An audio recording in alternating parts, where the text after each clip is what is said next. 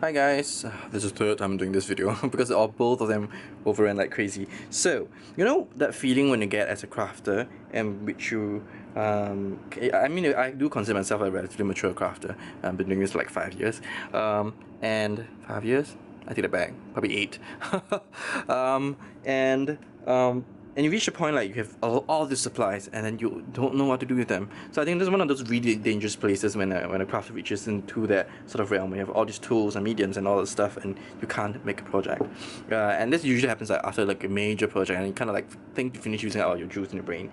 So what I've did and then what I will be doing, except for commission work or design team projects, is I'm gonna scrap and craft out of a shoebox. So let me show you the shoebox.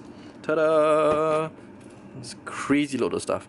And this is like, after I made this shoebox kit for myself, came to a shocking realization that it doesn't feel like my craft supplies that visually could see would actually decrease any. And that's how you know you have way too much stuff. So this is one of the things I really want to do, kind of like a discipline. I'll do it through the rest of the year with different kits, and so I can only use less, not more, of the kits that I've made, and so that I don't reach out for things that that kind of like creates like a creative restriction.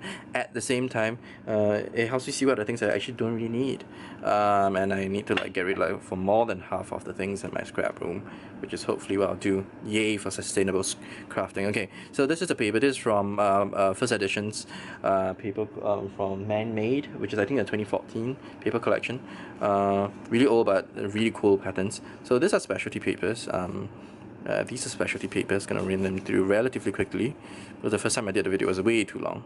So you see a lot of this cool olive, teals, mint, and this like peachy, orangey red. It's kind of like, so it kind of like more have some colors of the most colors of color wheel as well, but it restricts itself each pattern or creates ways in which make sure it doesn't become too jarring.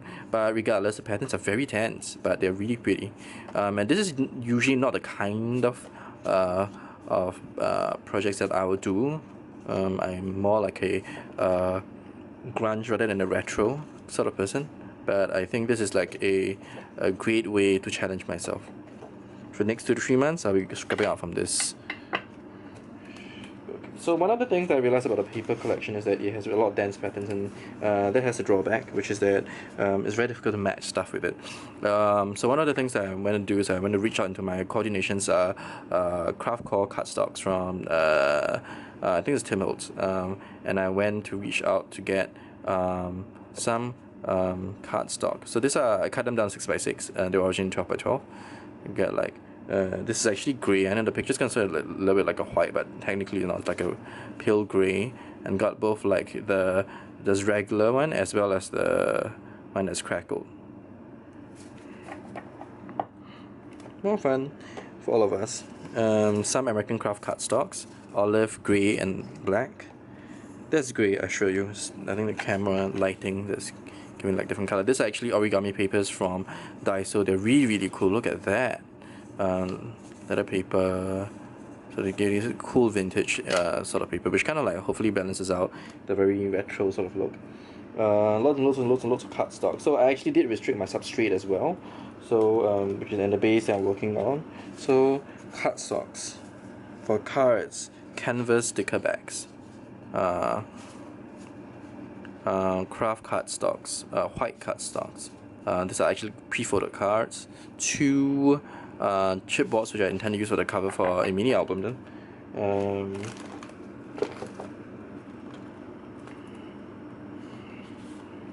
More cardstock, because you know cardstock makes the world go round.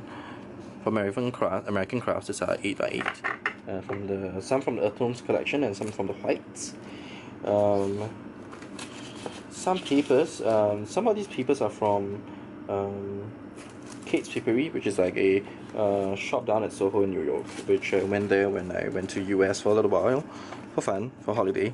These are 2 Spectrum Aqua watercolor paper. Bad camera thingy.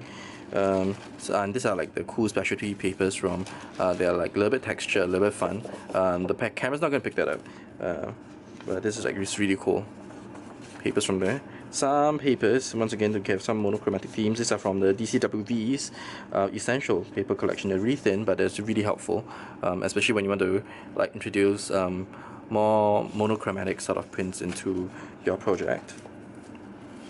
More watercolor paper from different brands, and 3 deli paper.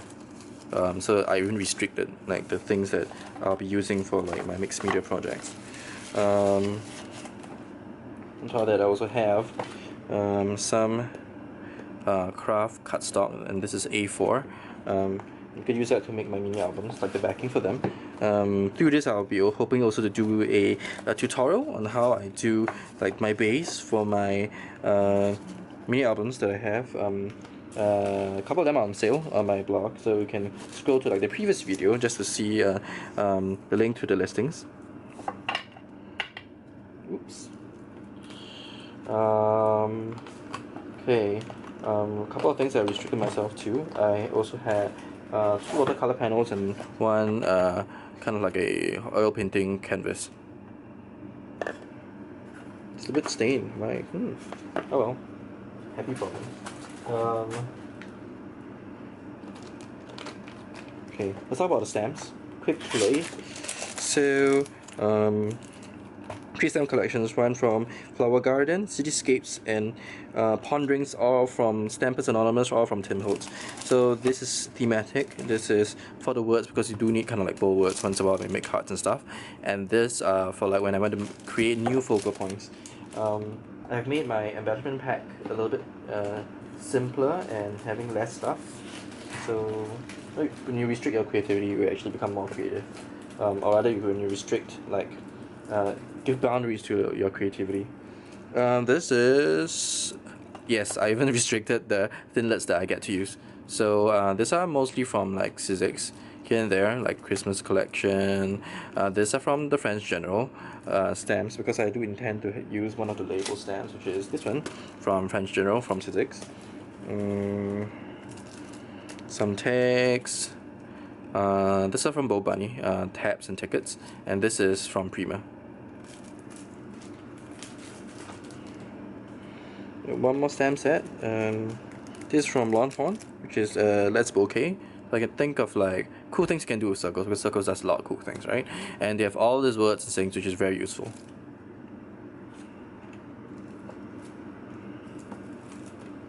Okay, stencils, which means I have mediums, but let's go to stencils first. You have brick. You have this. I can't remember what title this is supposed to be, but the one of the newer ones from Tim Holtz. 3 Crafter Workshop, one and this one in the map, and then one in the CD landscape, which kind of works with the theme as well.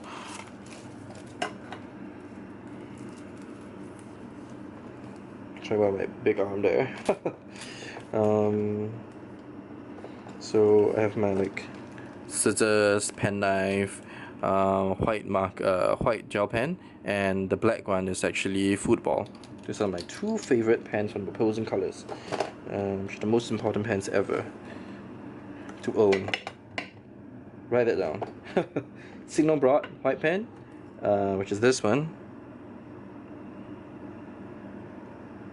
Mini ball signal, as well as the football. Those are the most important pens you ever need in your entire life as a crafter. This is zinc mixing white from System 3, which is from De La Rowney, as well as 3 heavy body acrylic paints, Ocean, Fuchsia, and Cheddar. Hopefully that helps me get the tones that I kind of want, because they're closer to the colors that are already there, so I don't have to do excessive amount of mixing if I took 3 other primaries instead. So this is kind of like the core primary sort of the shade in the color wheel. We have picket fence, black soot, hickory smoke, spice marmalade, peacock feathers, and fossilized amber distress crayons, because they're just so fun. I newly got them, so time to use them. Corner Trumper. This is actually Corner Punch from EK Success. Is like it does like, you know, that cool ticket corner thing. Let's like make more tickets if you want to. Let's go on to the mediums, rest of the mediums. Restricted, yes, my color pencils and my coloring mediums as well. So I took these 6 colors from this is Super Color from Caran d'Ache, So this is 190, 75, 215, 180, 50, and 80. So this is kind of like the colors. It kind of, I thought, kind of fit well with the themes on the paper. And I had like darker colors and variations of that, just so to give depth. Wild honey from Distress Markers. Some alcohol markers. This is BG34 and BG13. And we have two of the Zik Clean Color Wheel brush markers. These are kind of watercolor, water-based colors, light gray and dark gray. And then I have 3 water brushes. See, I'm really restricting my supplies here. I also have homemade sprays. These are from mostly from Maren Smith. The Pigment Lab. Sort of thing. Get a tissue paper just to see the colors. Nice olive. This mixed with yellow and some just a tinge of blue, a small tinge of blue. This is teal, and this is what you get when you go for more blue and less yellow.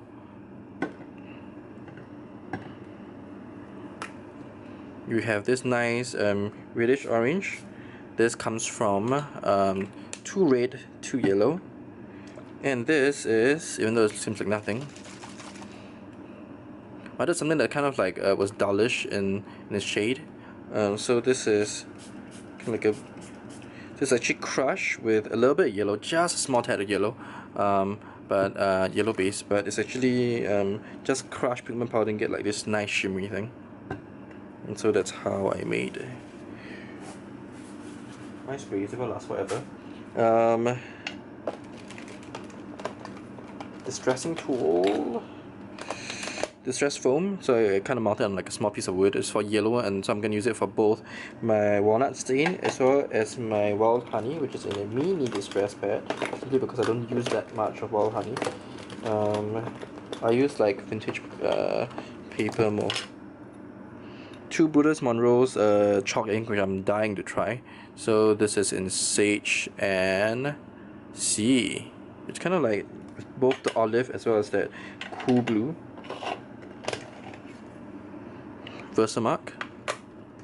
Hero Arts Fresh Peach, Wet Cement, and black chalkboard, as well as Archival Ink Jet Black, because you always need Archival Ink Jet Black. This is superfine white pearl embossing powder from WOW, and this is Ranger Superfine Detail Clear. You can do some techniques, watercolor techniques, obviously. Glue tape, glue. In terms of steel rule dies, I didn't put this in a box because it's just too huge. One is the what's it, this is the cabinet die card, vintage cabinet card, and this is the ornate frame number 2, which is a new one. And this is my embellishment pack. I'm gonna go through them briefly before this stretches into the 20-minute mark. Hopefully it doesn't. I'm gonna try and pack this up first, because you know how to put them back in.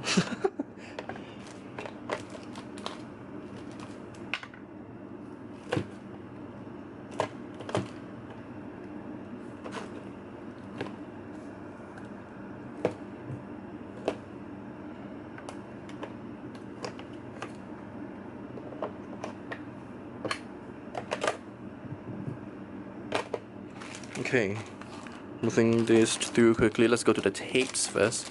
So we have 2 Tim Holtz of the design tapes, one with the cool tickets and one with like the world map. And this is actually a really cool washi tape I got from a special limited edition. Like this is actually Singapore buildings along Chinatown in Little India. They're called shop houses. They're kind of like this reminiscence of our colonial past.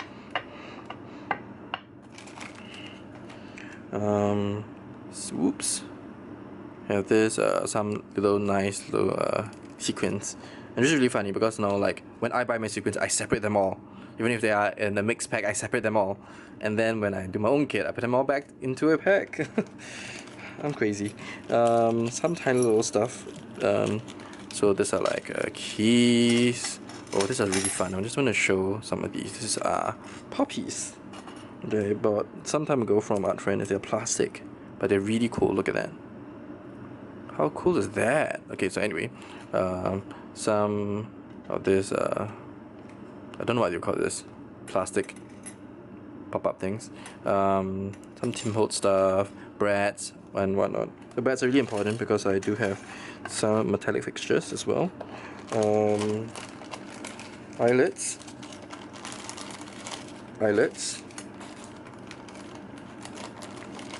The buttons, I'm going to show you my buttons. These are one of my favorites in the entire kit. Some of these buttons I got from like button specialty shops. So I'm going to go through some of the cool ones. This one, flatback pulls, a few here and there. This one, where's it really cool? Oh, here it is. This is really cool. It's like a square button. And this is actually a true vintage button I got off like a vintage shop. It's kind of nice. Kind of fits in with the whole like, I can't decide whether I'm orange or red sort of color, which is present in that. I'm trying to put it back in so that I won't have that huge of a problem to clean up later when they're all flying all around on the table. I put them in Ziploc bags for reasons, so it's easy to like pick them out. But I chose the colors, as you can see, based on the paper collection, and this is like the important thing. You don't like do a kit that you can't use. Some metal stuff, so I have like a doorknob, some labels, metal labels, and stuff.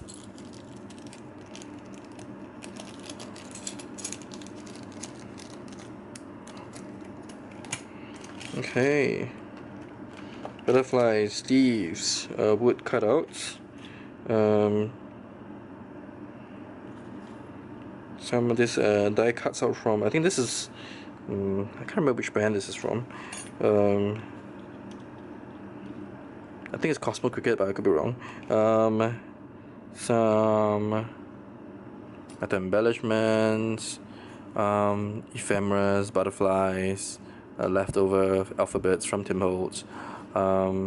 This is really cool. I have this on my recent projects, and I had a couple of leftovers, which I intend to put it into this as well because of the teal and color clogs. So basically, I worked with a lot of like neutrals like blacks and browns as well. These are the two tags I had from my recent purchase I made. So I thought put in there to alter and stuff. Some leftover Project Life cards just kind of fit into the color theme, meaning stuff here and there. So you even have like a Rolodex card, some of the ephemeras. Oh, finishing to the end, 20-minute mark. It's never gonna cross it. Some leaves, so you can prepare for some flowers. Pop dots, because you need pop dots. Oh, so I actually did have some of my own card stamps which I thought I'm gonna include in the mini as well. Which is really fun. Some ribbons. This is really cool. So this is kind of like a arrow ribbon. See whether the camera's gonna pick that up. It's picking everything else at the back. Oh, come on. Here we go. It's really cool. So we have like some flowers, feathers, leaves, laces. This is really cool. This is from Fancy Ribbons, I think. And some twine, but a more neutral sort of color. And these are the stamps that I actually carved out. This is Brad Pitt in Fight Club. Some beach board handprint. And this is just like my initials when I finish like the end of project. So yes, that's my kit. And hope you guys enjoyed that. And this is how much stuff can fit into a shoebox. So guys, I want to challenge you guys, especially those which are seasoned crafters, to go do the same. Grab a box, select from papers, and then move outwards towards like the rest of the embellishments we're going to do, and then think about the projects going to surround around it. So basically shop your own supplies and put it in the box, and then for the next 2 to 3 months just do a project out from the shoebox. It's kind of like a challenge. You can take it on, you cannot, whatever. So this is what I'm gonna promise you guys after the release of this video, that I'm gonna scrap out of this unless it is a design team work or a commission work. And yeah, just so that I can use up all this stuff. It's crazy, right? Whatever can fit into a shoebox, including mediums. It's like a lot of mediums. Thank you guys for watching, and I'll catch you guys next time. And all the projects from this in the next 2 to 3 months you'll see out from this box. Thank you guys for watching. Bye.